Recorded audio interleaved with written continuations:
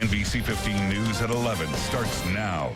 Now at 11, startling video of the last seconds before a plane in Taiwan crashes into a river. Plus, a commuter train and an SUV collide in New York City, leaving death in its path. And doctors nationwide sound off about the importance of getting your kids vaccinated as the measles outbreak expands.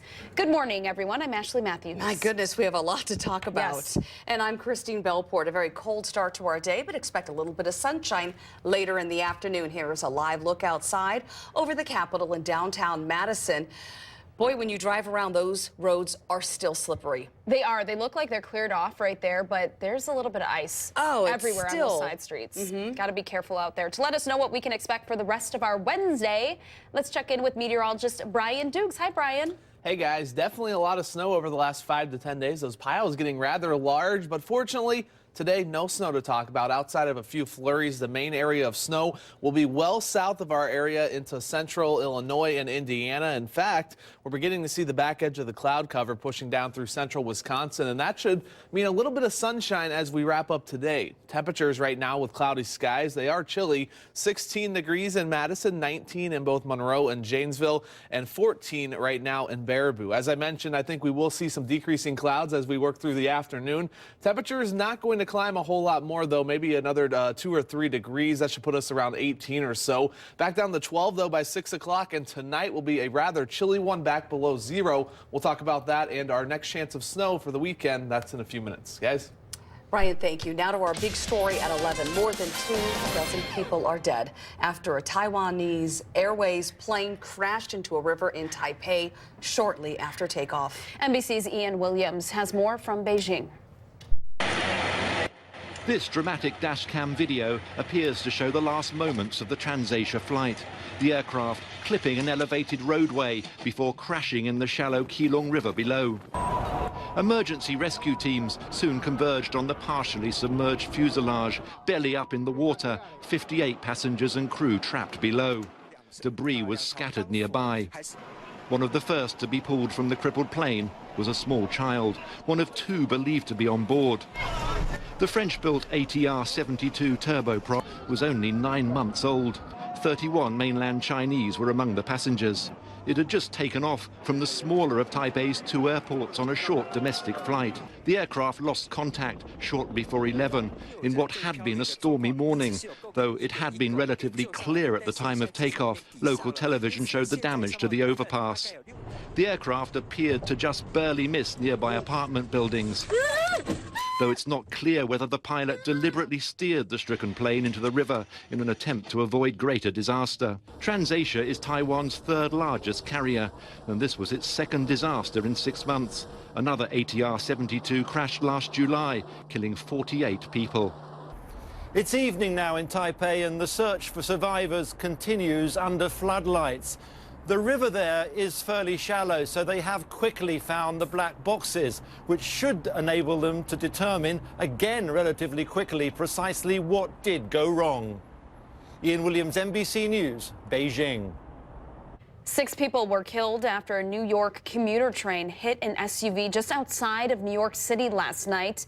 At least a dozen people were hurt. Officials say 5 people aboard the train were killed, plus the driver of the SUV.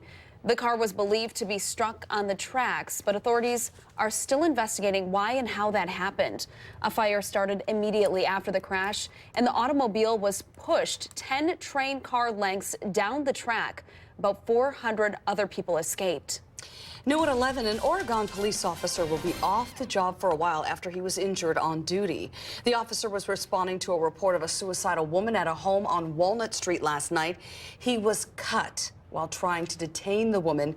The officer needed 10 stitches on a finger, and the department says that will force him to be off for 10 days.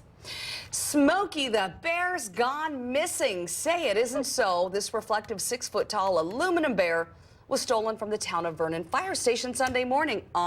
Someone cut Smokey right out of the fire prevention sign posted outside. Yeah, the sign is worth about $500. The department is offering a reward for any information that leads to an arrest and recovery of Smokey. Also new at 11, nearly 243,000 people in Wisconsin hold a permit to carry a concealed gun. A report from the State Department of Justice says about 34,000 permits were issued in 2014, the third full year after the concealed carry law was approved by legislators. There was a rush of applications after Wisconsin became the 49th state to allow concealed weapons in 2011. The new numbers show a much slower pace now for obtaining a permit. Happening today, the second forum to learn more about the candidates for mayor will be held in Madison. The forum is open to the public tonight from 6 to 8 at the Fountain of Life Covenant Church. Current Madison Mayor Paul Soglin was not at last week's forum, but will be there tonight. He is opposed by 4 other challengers. The primary election is Tuesday, February 17th. In continuing coverage now, Governor Walker unveiled his $68 billion budget plan balanced through large targeted reductions. The budget would plug a state budget shortfall with a $300 million cut to the UW system. 400 jobs across state government would also be cut. The governor's budget also would slightly lower your property taxes. The Republican-controlled legislature will debate the budget over the next 4 months and likely vote on passing it sometime in June. In your health now, a nationwide measles outbreak, the worst in decades, is adding more fuel to the debate over child vaccinations. Doctors are once again urging parents to vaccinate their children. NBC's Devin Bartola has more. The measles is the most contagious disease known to man. There are almost 100 cases countrywide. The reason for its resurface, says Mayo Clinic pediatrician Dr. Robert Jacobson, lack of vaccination. 90% of those who are not immune, that are in close contact with this person, can acquire it. That's why the family of Carter Simonson, a 6-year-old leukemia patient, essentially relies on the immunization of other kids to keep the virus out of his classroom. His immune system's compromised, so he's at very high risk for catching viruses and so forth. Carter's dad says the school nurse can't tell him which kids, if any, in Carter's class aren't vaccinated.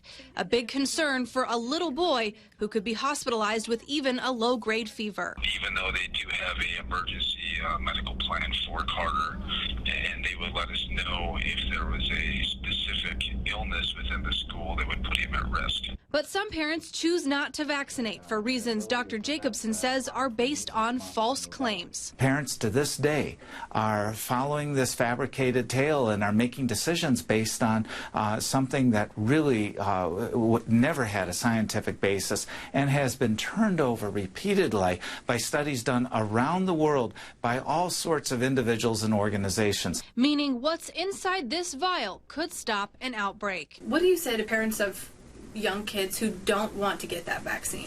They're making a big mistake.